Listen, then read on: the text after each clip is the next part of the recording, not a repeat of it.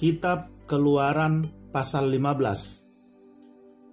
Pada waktu itu, Musa bersama-sama dengan orang Israel menyanyikan nyanyian ini bagi Tuhan yang berbunyi, "Baiklah aku menyanyi bagi Tuhan, sebab Ia tinggi luhur. Kuda dan penunggangnya dilemparkannya ke dalam laut. Tuhan itu kekuatanku dan mazmurku, Ia telah menjadi keselamatanku. Ia Allahku, kupuji Dia. Ia Allah Bapakku, kuluhurkan Dia. Tuhan itu pahlawan perang, Tuhan itulah namanya. Kereta Firaun dan pasukannya dibuangnya ke dalam laut. Para perwiranya yang pilihan dibenamkan ke dalam laut keberau. Samudra raya menutupi mereka. Ke air yang dalam mereka tenggelam seperti batu. Tangan kananmu, Tuhan, mulia karena kekuasaanmu. Tangan kananmu, Tuhan, menghancurkan musuh. Dengan keluhuranmu yang besar, Engkau meruntuhkan siapa yang bangkit menentang Engkau. Engkau melepaskan api murkamu yang memakan mereka sebagai tunggul gandum. Karena nafas hidungmu segala air naik bertimbun-timbun. Segala aliran berdiri tegak seperti bendungan. Air bah membeku di tengah-tengah laut.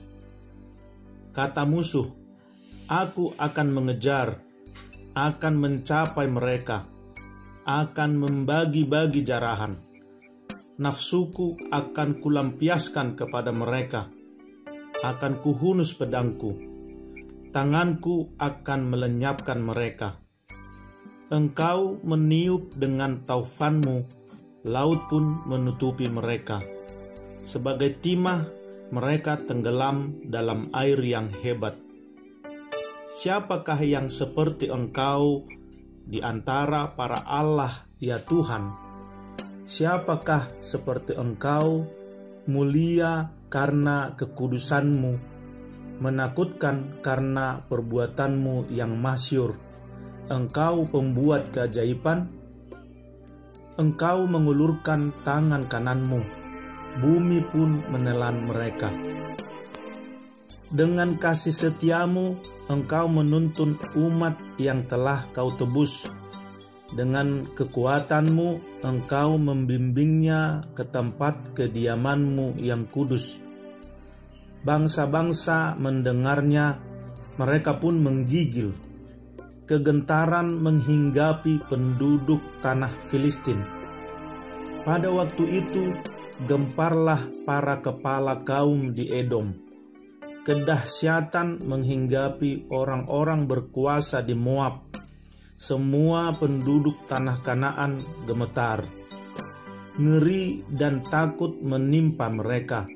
Karena kebesaran tangan-Mu, mereka kaku seperti batu.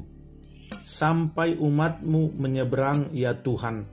Sampai umat yang Kau peroleh menyeberang. Engkau membawa mereka dan Kau cangkokkan mereka di atas gunung milik-Mu sendiri, di tempat yang telah Kau buat kediaman-Mu, ya Tuhan, di tempat kudus yang didirikan tangan-Mu, ya Tuhan. Tuhan memerintah kekal selama-lamanya. Ketika kuda Firaun dengan keretanya dan orangnya yang berkuda telah masuk ke laut, maka Tuhan membuat air laut berbalik meliputi mereka. Tetapi orang Israel berjalan di tempat kering dari tengah-tengah laut.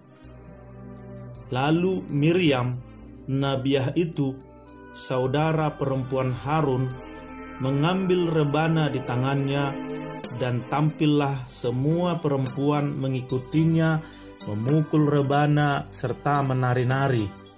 Dan menyanyilah Miriam memimpin mereka.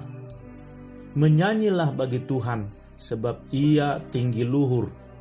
kuda dan penunggangnya dilemparkannya ke dalam laut. Musa menyuruh orang Israel berangkat dari Laut Teberau, lalu mereka pergi ke padang gurun Syur. 3 hari lamanya mereka berjalan di padang gurun itu dengan tidak mendapat air.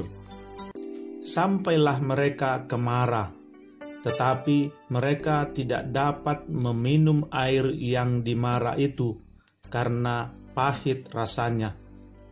Itulah sebabnya dinamai orang tempat itu Mara. Lalu bersungut-sungutlah bangsa itu kepada Musa. Kata mereka, "Apakah yang akan kami minum?" Musa berseru-seru kepada Tuhan, dan Tuhan menunjukkan kepadanya sepotong kayu. Musa melemparkan kayu itu ke dalam air, lalu air itu menjadi manis.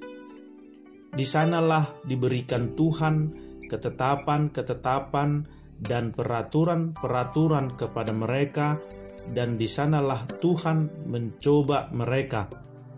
Firman-Nya, "Jika kamu sungguh-sungguh mendengarkan suara Tuhan Allahmu dan melakukan apa yang benar di matanya dan memasang telingamu kepada perintah-perintahnya dan tetap mengikuti segala ketetapannya, maka aku tidak akan menimpakan kepadamu penyakit manapun yang telah kutimpakan kepada orang Mesir, sebab aku Tuhanlah yang menyembuhkan engkau." Sesudah itu sampailah mereka di Elim. Di sana ada 12 mata air dan 70 pohon korma. Lalu berkemahlah mereka di sana di tepi air itu.